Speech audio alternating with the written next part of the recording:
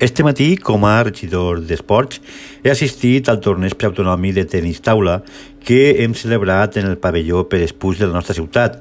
He pogut compartir amb el president del club de tenis taula del nostre poble, Àngel Balaguer, i també els directius, este esdeveniment que ha sigut organitzat per este gran club que contem en la nostra ciutat. I hem comptat en la participació de jugadors de tota la província de València. Tinc que destacar que durant la meva visita tinc que donar importància a lo que és el foment d'esta pràctica esportiva entre la joventut i sobretot el paper fonamental que exigeix el nostre club local en la promoció d'aquestes activitats en el nostre poble. A més, he tingut que felicitar, i així ho he fet molt gustosament, a tots els jugadors participants per el seu esforç, per la seva dedicació i sobretot animar-los a continuar practicant aquest esport que d'alguna manera està portant-nos al nostre poble